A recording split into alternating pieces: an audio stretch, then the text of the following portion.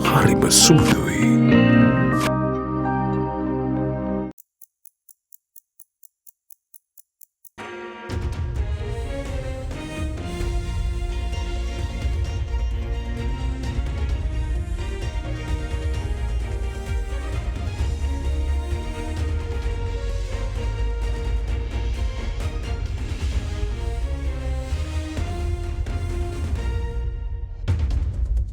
Tonight on First at 9 this Wednesday, the 20th of December 2023. Grow growth. Growth is the only way to come out of this economic crisis, says the President. Otherwise, in another 10 years, the latest will be back here again. Next time, there won't be the help we got this time, and we'll be in an eternal mess. More funds. World Bank releases second tranche of $500 million loan upon satisfactory progress by government in its reform program. Economic diplomacy. Foreign Minister Ali Sabri pledges commitment to enhancing economic diplomacy in a bid to enhance Sri Lanka's image globally. Our plan is to strengthen the economic diplomacy, use foreign ministry and foreign relationship and our missions to bring more investment. ඔබේ විශ්වාසය දෙනු සෙන්සුරයින් දැන් ළඟමැති ෆාමසියෙන් ලබාගත හැක. නියම malt සාරය සමග Maliban malt දැන් රුපියල් 750ක් පමණයි. This is AdaDerana First at 9. From Studio 24 in Colombo. Good evening and a warm welcome to today's edition of AdaDerana's English News First at 9. This is Jonathan Benedict. Let's take a look at our news for the evening, starting with our top story right now. The World Bank in a statement said that it has released the second tranche of a $500 million loan to Sri Lanka today. The World Bank said that the decision was taken after considering the continued satisfactory progress made by the government with the current reform program. Prior to this, the first tranche of the $500 million loan was received in June of this year. According to the President's media division, Sri Lanka has received a total of $787 million in December from international financial institutions to strengthen budget support and enhance the country's external buffers.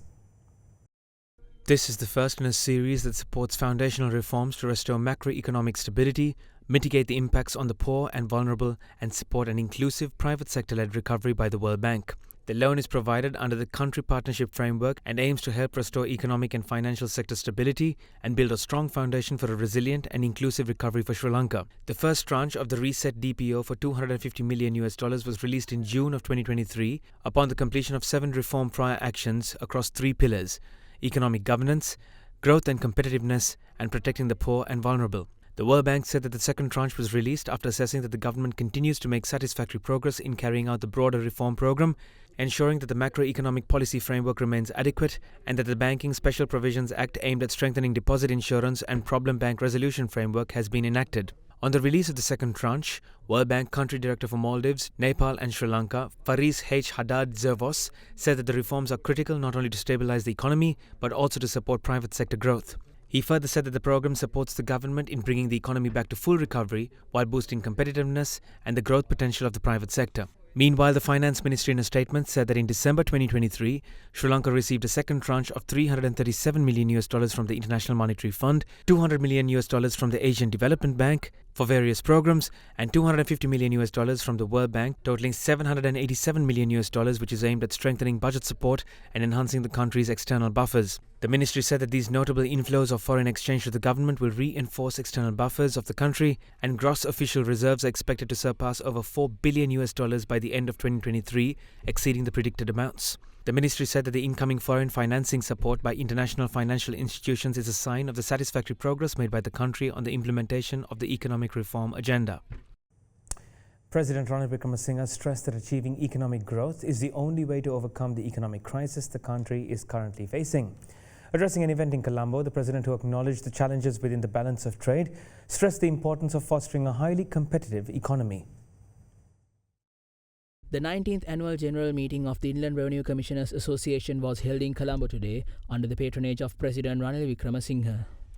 The balance of trade is not in our favor. Now we try to get over this by international borrowings. Now that is also going on. So now we have to look at economic growth. We are on our own. I think this is the only way Sri Lanka is going to have growth. So firstly, we have to have a very competitive economy and we have to reach out. This is why we are having trade agreements. We are negotiating with India, China. We've finished with Singapore. We are about to conclude with Thailand, we'll have to go back to EU to deepen our trade relations. The economy must be more competitive. Secondly, it has to be digitalized, and I'm forming the Digital Transformation Agency to handle it, together with a Center for Research on AI. So this will have a plan to digitalize the country in a given period once they start functioning. Then finally, we have to go for growth, and we have to start working on it now. We're already studying it. First, look at the low-hanging fruit. Let's go there. There are other areas we can get foreign investment, one of which is basically tourism. Secondly is agriculture. We have not exploited the agricultural potential. We have written it off. But with our land available, we should go in for modern agriculture, use modern technology and highly competitive agriculture, which will enable us to go in for export. For this reason, we will improve the productivity in paddy, enabling us to release some of the land in the wet zone. And secondly, look at about another 400,000 acres which can be brought out in cultivation. We must also go into the whole field of IT and everything that's built on it. For that, we have to establish more training institutes, which can be done by the private sector. We can always fund the students who go there. So there are many other areas like Sri Lanka becoming a regional logistic hub, the new industries that will come in, there new technology is coming in. It's only growth that will get us out of the economic crisis we are in. Otherwise, in another 10 years,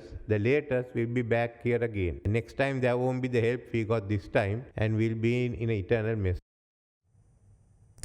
Minister of Power and Energy Kanchana Wijesekara says that Cabinet has granted approval to export excess furnace and naphtha oil in the country that was not utilised for power generation over the past 2 months. At a press briefing yesterday, Minister Wijesekara emphasised that due to the heavy rainfall experienced over the last 2 months, electricity was mainly generated through hydropower generation. With the CEB's predictions that thermal power plants will require fuel at minimum levels in the coming months as well, the minister said that a decision was made to export the excess furnace and naphtha oil that was imported and produced within the country while maintaining the necessary stocks. විශේෂයෙන්ම මේ වන විට වර්ෂාපතනය වැඩි වී විශේෂයෙන්ම ජල විදුලියෙන් විදුලිය උත්පාදනය කිරීම සඳහා කටයුතු කිරීම නිසා අපේ තාප බලාගාර විශේෂයෙන්ම දැවිතෙල් බලාගාර ඩීසල් බලාගාර පසුගිය මාස දෙක තුල භාවිතයට ගෙනුනේ ඉතාමත්ම අවම වශයෙන් ජනවාරි මාසෙත් විදුලි බල මණ්ඩලය උපකල්පනය කළා තියෙනවා ඉතාමත්ම අවම මට්ටමින් තමයි දැවිතෙල් සහ ඉන්ධන භාවිතයෙන් අපිට විදුලිය ජනනය කරන්න සිදු වෙන්නේ කියලා. අපිට ලබා දීලා තියෙන දත්ත මත පදනම් කරගෙන අපි බැලුවම පසුගිය කාලය පුරාට අපි බොරතෙල් ආනයනය කළ පිරිපහදුව අකණ්ඩව ක්‍රියාත්මක කිරීම නිසා දෛනිකව සාමාන්‍යයෙන් දැවිතෙල් මෙට්‍රික් ටොන් 1400ක් 1500ක පමණ ප්‍රමාණයක් පිරිපහදුවෙන් අපිට නිෂ්පාදනය වෙනවා. ඒ නිෂ්පාදන වෙන ප්‍රමාණයෙන් 90%ක් වැය වුණේ විදුලි ජනනය කරන්න. නමුත් පහුගිය මාස දෙකේ විදුලි ජනනයට දැවිතෙල් ප්‍රමාණය අඩුවීම සහ ලබන මාසෙත් දැවිතෙල් ප්‍රමාණය අවශ්‍යතාවය අඩුවීම නිසා අපිට මේ වෙන විට තත්ත්වයක් ඇති වෙලා තියෙනවා.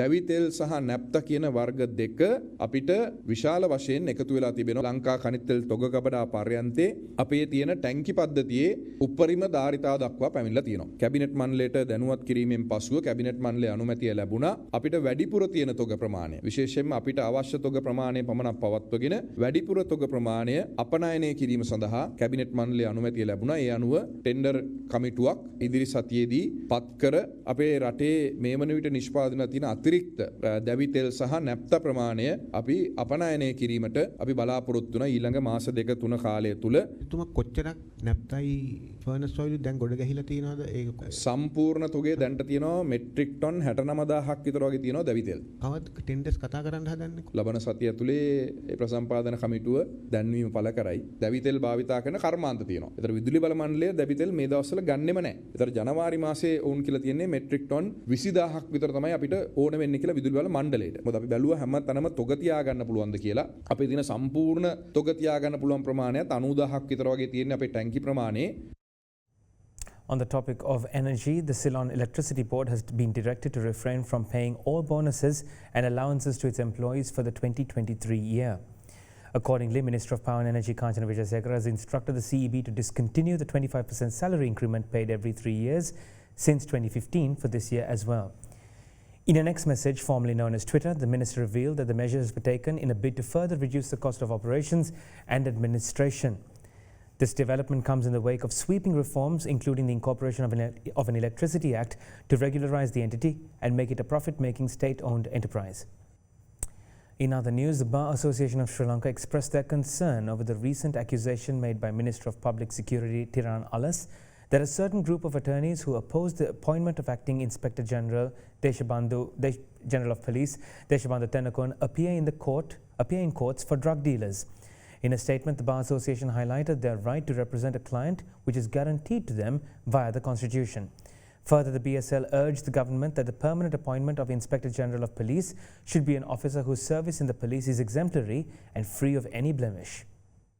Addressing an event held recently in Mathura, Minister of Public Security Derana English alleged that a certain group of attorneys who opposed the appointment of Acting Inspector General of Police Deshabandhu Tennakoon ironically appear in court defending drug dealers. Deshabandu තෙන්නකෝන්න පොලිස්පති කරන්න මම කියන වෙලාවේ ඒකට විරුද්ධ වෙච්ච නීතිඥවරු තමයි පස්සේ බලනකොට බිලියන ගණන් වලින් සල්ලි අරගෙන මේ කුඩු ජාලේ ඉන්න ඔක්කොටම පෙනී හිටින්නේ. ඔබ සියලු දෙනා සෑම විටම ඔය සමාජ මාධ්‍ය ජාලවල ප්‍රෙස් කොන්ෆරන්ස් තියෙන ලොකු ලෝයර්ස්ලා ඉන්නේ. ඒ ලෝයර්ස්ලා තමයි අපීල් කෝට් එකේ කොටුවේ උසාවියේ ඔක්කොම එන්නේ අර කුඩුකාරයෝ වෙනුවෙන්. However, in response to the statement made by the Public Security Minister, the Bar Association of Sri Lanka stated that the right to represent a client is a professional right which is protected by law, and any threat to that right is an attack on the profession at large. In a statement, the Bar Association went on to say that the Constitution, under Article 13, subsection 3, which states that every person has the right to a fair trial and the right to be represented by a lawyer of their choice, specifically guarantees the right to legal representation. While highlighting that public confidence in the police is vital for the administration of justice and the rule of law, the BASL stated that there has been a serious erosion of public confidence in the police in Sri Lanka over the past few decades due to lack of independence, politicization, police brutality, custodial deaths, and the lack of professionalism. Further, the Bar Association of Sri Lanka stressed that it is of the utmost importance that the next permanent appointment of Inspector General of Police should be an officer whose service in the police is exemplary and free of any blemish and able to restore public confidence in the Sri Lanka police. Referring to the recently delivered judgment by the Supreme Court where 3 respondents, including Acting IGP Deshabandhu Tennakoon, who was the then Superintendent of Police in charge of the Nugegura Division,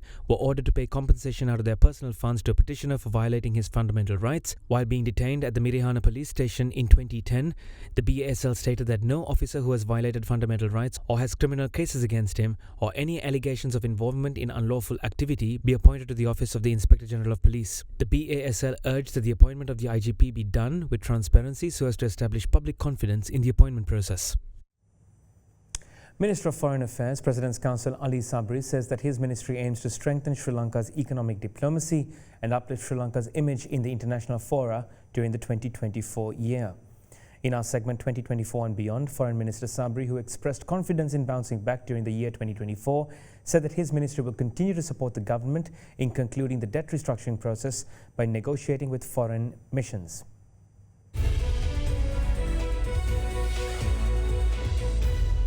Basically, our plan is to strengthen the economic diplomacy. That means use foreign ministry and foreign relationship and our missions to bring more investment, connect people to people, as well as promote tourism. And number 2 is also to uplift the Sri Lanka's image in the international floras, multilateral floras, so that Sri Lanka is more visible than it used to be. Thirdly, we also want to play a major role in reviving the Sri Lanka's economic fortune by way of continue to negotiate and support the effort of His Excellency the President in finalizing the debt restructuring, debt stabilizing, and also creating a conducive environment here in Sri Lanka. So that's our plan for the 2024. How you gonna do this debt reconsideration matter? That we will be coordinating with the Ministry of Finance and also the Central Bank whenever we need the assistance from our embassies, from our missions, as we used to do during the year 2023 and also 2022. We'll continue to support their effort in terms of negotiation, bilateral discussions and multilateral discussions through the Foreign Ministry. In 2024, will Sri Lanka bounce back? Definitely. I'm very optimistic. Unless we go and create a problem for ourselves, we will bounce back. If you carefully look at from 22 to 23, our tourism is 100% up. Our rupee had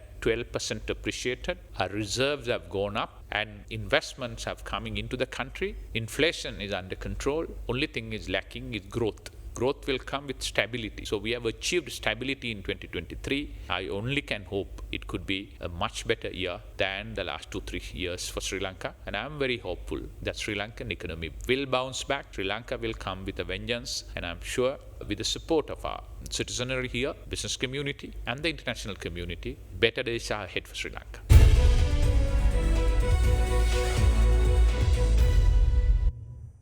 Stressing on the need to fortify the health sector of the country, Minister of Health Dr. Ramesh Patirana said that advancement in the health sector can be gained through the infrastructure and human development of the country, further reassuring that the country possesses a superior infrastructure. Addressing an event, the health minister added that despite challenges and issues faced at present, the health sector of the country will progress if everyone unites together and implements the necessary arrangements to proceed further. An event to recruit 252 officials to the health sector was held in Borala today under the patronage of Minister of Health Dr. Ramesh Patirana.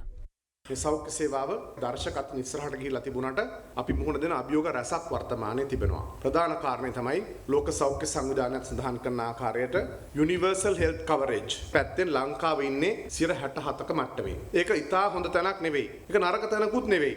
අපි තිබුණු පදනමේ හැටියට භෞතික යටිතල පහසුකම් සහ මානව සම්පතේ මේ තියෙන සංවර්ධනයත් එක්ක අපිට ඉදිරියට යන්න පුළුවන්. ලංකාව කිලෝමීටර් 4-5ක් ඇවිදිනකොට එක්ක පාසලක් තියෙන එක්ක සෞඛ්‍ය මධ්‍යස්ථානයක් තියෙන රටක්. ඉතා හොඳ භෞතික යටිතල පහසුකම් පද්ධතියක් තිබෙනවා. ඊටාම ශක්තිමත් මානව සම්පතක් මේ සෞඛ්‍ය පද්ධතිය තුළ වර්ධනය වෙලා තිබෙනවා. එහෙනම් අපිට අපේ අඩුපාඩු හදා ගන්න පුළුවන්. ජපානයේ වගේ රටක යුනිවර්සල් හෙල්ත් කවරේජ් එක 85% දක්වා වැඩි වෙලා තිබෙනවා. අපිට ප්‍රාථමික සංරක්ෂණ සෞඛ්‍ය සංරක්ෂණයේ පැත්තේ ත්‍ෘතීක ප්‍රතිකාර සේවාවන් පැත්තේ අපේ වැඩිහිටි පරම්පරාව රැකබලා ගැනීම පැත්තෙන් ඉදිරියට යන්න පුළුවන් ගොඩාක් අංශ තිබෙනවා. මේ අංශ ගැන ඔයගොල්ලොත් සෑම කෙනෙක්ම අවධානය යොමු කරලා කටයුතු කරොත් අපිට පුළුවන් වෙයි. එකමුතුව ශක්තිමත්ව අපේ සෞඛ්‍ය සේවාව අපේ රටේ ජනතාව වෙනුවෙන් වඩාත් ඉහළ තැනකට ඔසවා තබන්න කියන කාර්යය මම ඉතාම ගෞරවයෙන් සිහිපත් කරනවා.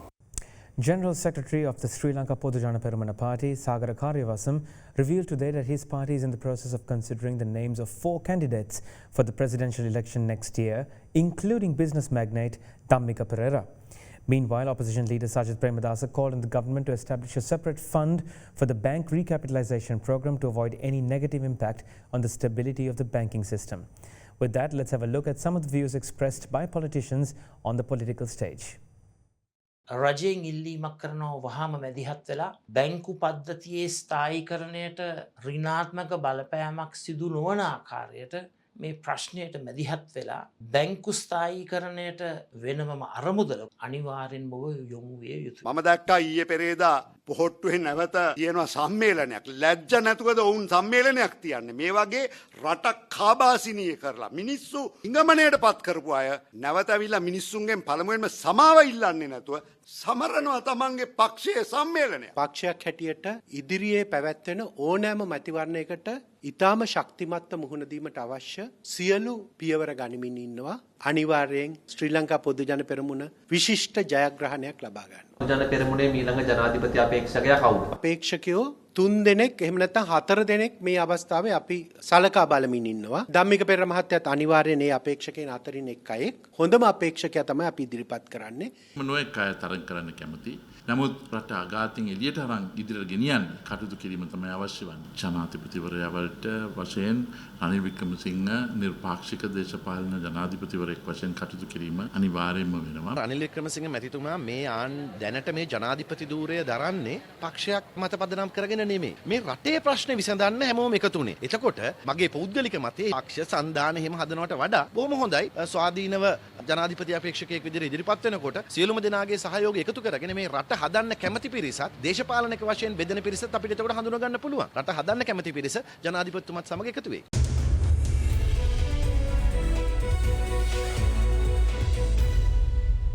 Welcome back.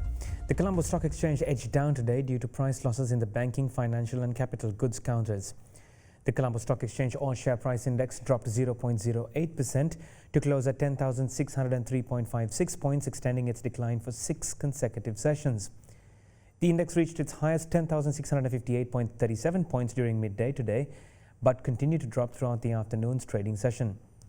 Sampath Bank and John Keel's Holdings plc were the top losers on the index, falling 0.56% and 0.53% respectively. Trading volume on the ASPI rose to 323.2 million shares from 36.8 million shares in the previous session. The S&P SL20 meanwhile dropped 0.24% to close at 3,045.28 points. Market turnover rose to 5.05 billion rupees from 566.5 million rupees in the previous session. Crossings were witnessed in Agstar Non-Voting, Sampath Bank and Hatton National Bank, accounting for 90% of the turnover. The materials industry sector was the top contributor to market turnover, while the banking sector was the second highest contributor. Foreign investors were net sellers offloading stocks worth 21 million rupees, while domestic investors were net buyers purchasing shares worth 4.9 billion rupees. Up next is Niroshan De Silva from Capital Alliance with some thoughts on the current status of the economy of the country in our next segment, Sri Lanka's Economic Outlook.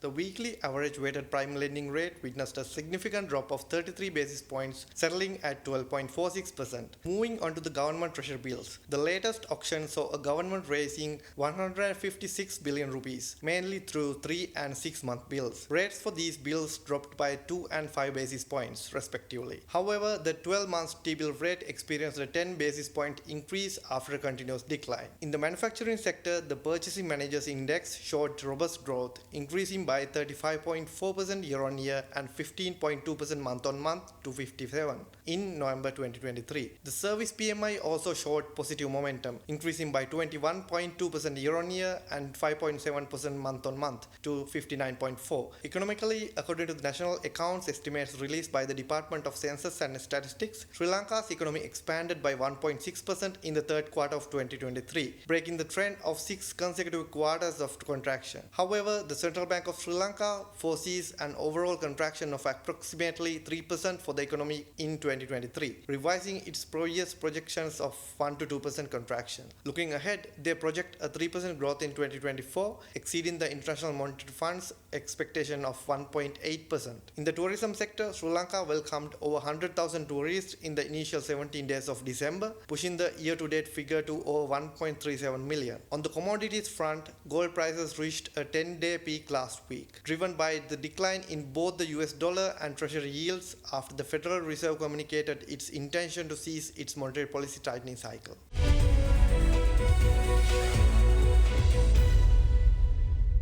Now let's take a look at how the rupee traded against other major currencies as the day progressed.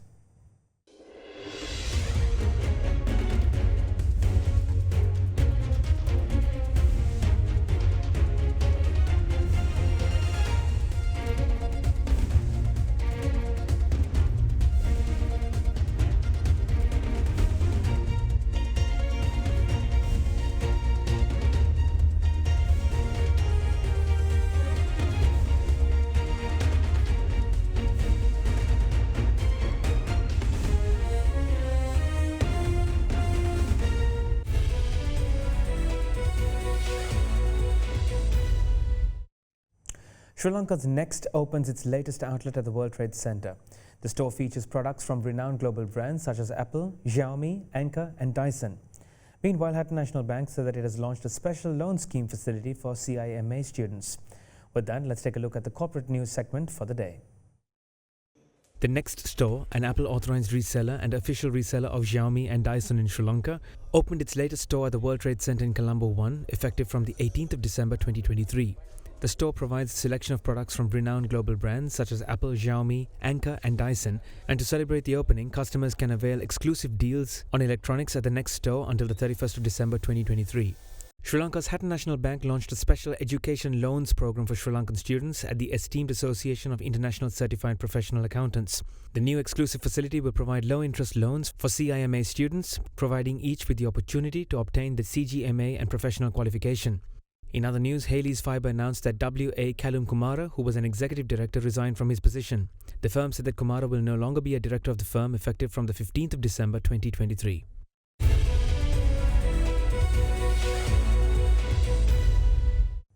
Less than 5 days to remain to celebrate the birth of our Lord Jesus Christ, the Saviour of the world. With that in mind, let's remind ourselves of the true meaning of Christmas and take a look into our seasonal segment, A Message of Hope.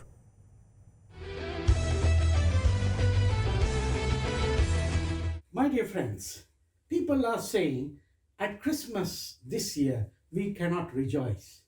Our country has collapsed economically. all over the world, there are various climatic changes causing misery to people. So how can we rejoice? At first Christmas, there was that young woman called Mary who was only engaged to be married to Joseph. But suddenly, an angel of God appeared and told her, "Look, you are going to bear a child in your womb." Now that was not good news for her, it was bad news, because everybody will now look down upon her, saying that she has gone and had a child out of wedlock.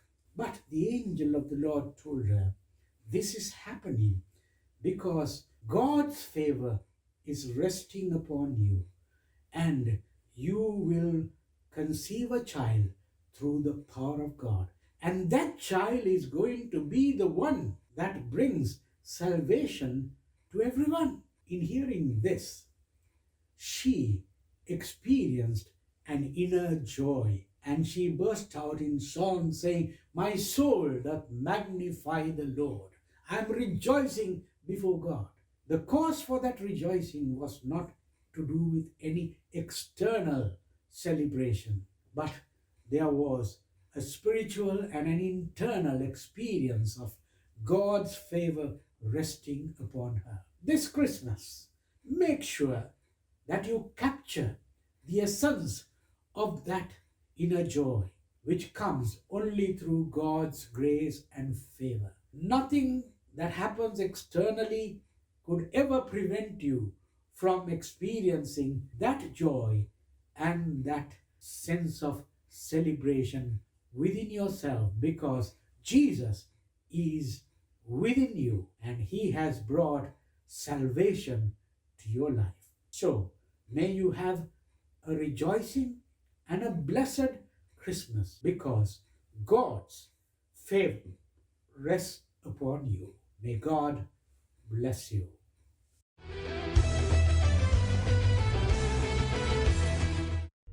That's all the news for today. Have a blessed Christmas, and may the saving grace of Christmas, that for whoever believes in Jesus will be saved, remain with you now and always. Have a Merry Christmas and a good night.